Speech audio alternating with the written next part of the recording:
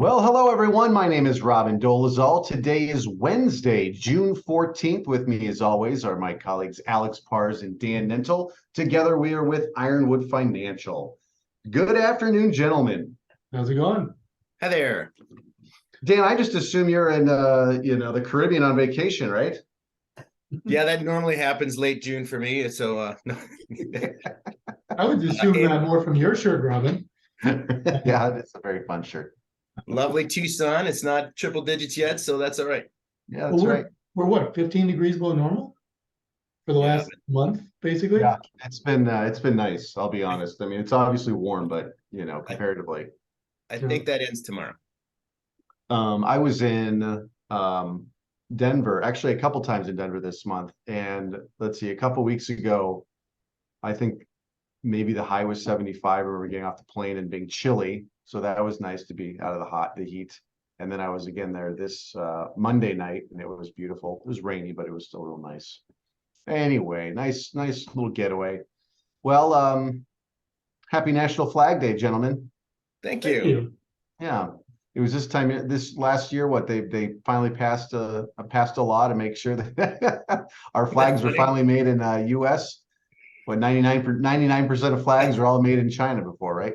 They actually passed the bill because they did some studies and figured out that 99.5% of all United States flags were made in China. So now they're all supposedly from last year on made in the US. I love it. I love it. Well, happy National Flag Day. All right, so we got another day. We had another day that the Fed met. They just concluded their 2-day meeting, and they had their little press conference today. So we actually had a little bit of a mix-up today, huh? I don't know that the market really did a whole lot comparatively, or due to that. But let's talk about what it did. It do anything today, Dano? Well, what it did do, it continued the rally that has been going on really this entire year, which follows a horrible market last year for the tech world. Realize most tech companies lost north of 35% last year. And as often happens, the pendulum swung too far one way and it came back. So we had a pretty good first 4 or 5 months with tech. And that kind of held the market. We've been pretty range bound. If you look at the S&P 500, we went up to about 4,300 in the S&P about by February 6th. And then the Fed would talk and it would go down to 4,100. Then it would go up to 4,300, down to 40. So we've been in that range of 4,100 to 4,300. We finally broke through it, probably because the news of the debt ceiling passing without a default. I think most of us thought there was going to be more of a tenuous relationship between the two parties and it wouldn't pass. Yeah. But it passed. And so that we got a little bump there. And then the Fed said kind of what we were hoping for, kind of. I mean, the international markets didn't like it and cryptocurrency didn't like it because they left out that they could raise again. And I read an article that the Fed funds rate's at about 5.1 right now, Alex? Mm-hmm. 5.1, yeah. And they're now saying they did some dot analysis that they said probably the perfect scenario is 5.6%. So maybe there's some more raises. But reality is we got what we were kind of hoping for today, which is, hey, we're not going to raise today and we need to still look at the data. And that's kind of what they said. It's funny, though, once again, I was going on to Market Watch and Bloomberg, and the headline was Dow collapses based on Fed decision. Well, again, the Dow was only 30 companies and kind of an adequate index to monitor. But reality is right now is the NASDAQ turned around. And why is the NASDAQ or the tech world doing so well? It's because they have an understanding of how much it's going to cost them to borrow for all their projects. And if we can know how much their debt's going to cost them, we can ascertain whether or not the stock market is priced appropriately or not. And seems as though Wall Street thinks it's still priced pretty well. And we saw the tech world go up. I mean, I had a meeting yesterday where we were looking at the S&P 500 top holdings, and they're all NASDAQ, and it works out to be like 20 or 30% of the S&P is those 10 NASDAQ stocks. So the tail is wagging the dog, if you will, and the tech is driving us right now. And you're really seeing what was the hero from last year. Again, pendulum swinging too far. The dividend-paying stocks from last year are really getting beat up this year, really underperforming. Most are quite negative, 6 or 7%. But tech's doing pretty well, and earnings seem to be all right. And it's interesting if you kind of just put your finger on the pulse of what most of the financial blogs are talking about. They went from huge recession to now they expect a continued rally. So the negativity that was out there, whether that was them publishing for one reason or another or what have you, it seems to have turned a little bit more positive for the second half of the year. So we've kind of been saying that it's all about the Fed. If the Fed is done, we expect a bit of a rally.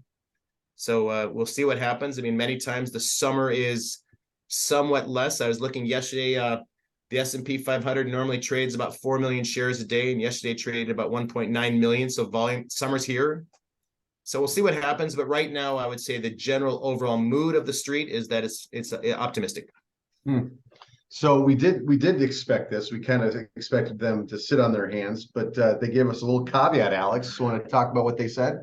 Well, so what they said was, again, we're not going to raise rates this time, but we expect 2 more basically quarter point raises this year, maybe. Okay. And that was the interesting part. And I thought that was very cleverly done, because at this point, I don't actually believe them. So, because if they're saying, hey, 5.6, we're now at 5.1, if 5.6 is the right number, then why don't they go to 5.6? They didn't. They said, we think it's going to be the right number. But since they didn't move, I think they're just saying that. And again, what would happen if they had said, all right, we're done raising rates, and next year we'll lower rates, and that's the end of the story? The market would have had a huge rally over the next few days. Right. But now they said, okay, well, we're not raising rates, but we will in the future, probably.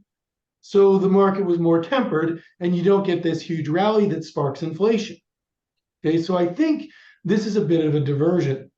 Now, of course, they never commit to what they're doing in 6 weeks or in 12 weeks or whatever. So that dot plot or whatever is pretty much meaningless for the rest of 2023.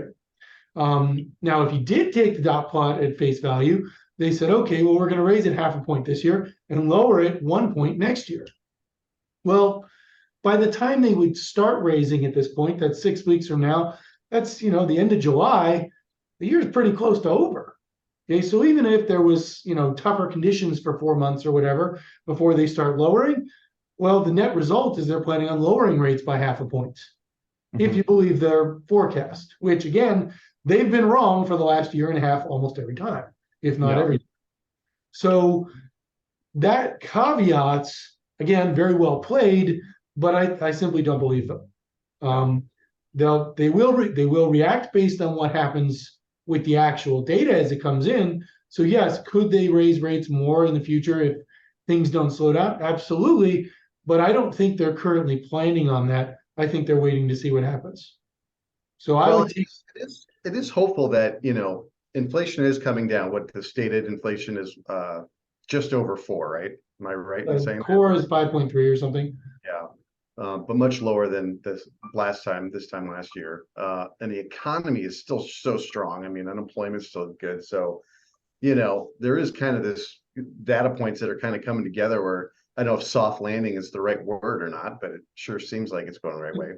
It's not even a soft landing. It's a decelerating growth. Right. Well, and I was reading an article. It is a bit of an interesting scenario because they're saying some of the inflation, of course, is food, but a lot of it they're saying is what they're calling, and I hadn't seen this term, revenge spending. People spending more than what they really would want to spend, or traveling. And I mean, I had to buy a plane ticket yesterday to send my daughter back to Creighton in Omaha. I've always spent $300. Tickets were $800. I mean, they're gouging us right now because people are saying, I'm going to spend it because I haven't been able to. So it seems as though that inflation is subsiding, but again, the economy is just so hot. It'll be interesting to see what the next 3 or 4 months bring us.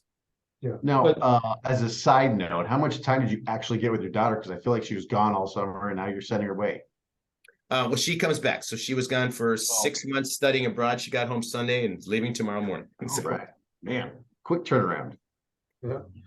So, but overall, I think the message from the Fed was positive. It's even if it's not the step we wanted to see and their forecast is accurate, it's still the first step to not raising rates. Okay. And that's a step that we wanted them to take. And that's a step that we've been waiting for, it feels like a year now. So this is good. This is positive. We just, need to hang in the rest of this year. I wouldn't be surprised if the market starts to feel kind of how I feel in the next few days, though. where they start to say, well, wait a minute, they're not committing to anything anyway, so let's just pretend they're done. I hope they come to their senses and start listening to you, Alex. Yeah. I have a question with the follow-up question.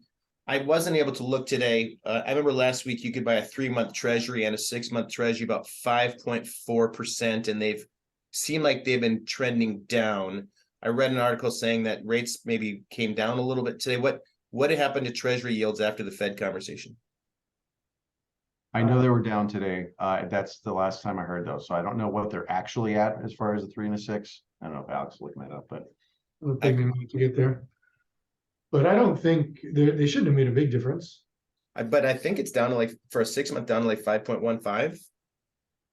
I was And trying to what was look it? it up while you were talking, but so then while you're looking that up, Alex, the two questions, more important questions are, has our guidance for our portfolios changed? I mean, we lost those 3 banks because they bet heavy that the Fed was going to lower rates and they got caught with their hand in the cookie jar. Does that change us at all? If they're saying that they're going to lower rates next year, does that change our bond strategy? You know, right now you can get a bond, you know, on a 5-year ladder getting almost 7% or 6.8% yield to maturity. Equities are still priced reasonably high. I know we've been thinking about taking some profits. I'm just curious, Alex, is there anything guidance wise for the next 3 to 6 months that you've thinking about based on today's meeting, or has nothing changed? So answer the first question, your 3, 6, and 9-month CDs are 5.4 and 5.3. Oh, they are still high. Okay. Yeah, that's as of 2:30 Eastern time. And yeah, treasuries are a little bit cheaper because there wasn't the bond or the banking crisis issue affecting them. Yeah, so they might be a little bit lower because I think the 2-year was at about 5 and now it's 4.9, but nothing significant. Okay. In terms of what's changed, nothing, because we are still waiting for a little bit more out of the market before we go a little bit more conservative. And we are talking minor moves here. And also the question is, watch the data. Do we believe they're done raising rates, or do we not believe they're done raising rates?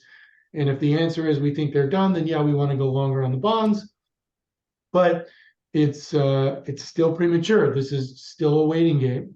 The market has not, broken out of its bounds really.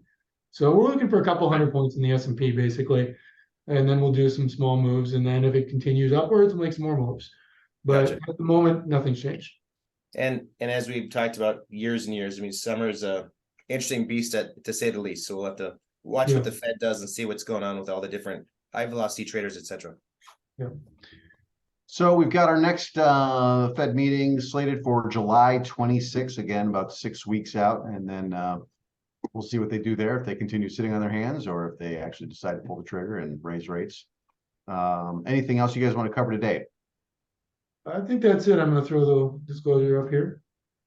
Yeah, if you've missed any of our other videos, they're obviously on our website, ironwoodfinancial.com. If there's something that you were hoping we were going to talk about today, we didn't, please reach out to us, ironwoodfinancial.com, or you can reach us at 520-318-4600. Gentlemen, I always appreciate your time. Dano, I know you're out and about doing hard work, and I appreciate you getting on with us. Guys, have a great rest of your day and stay safe. Take care. Thanks, guys.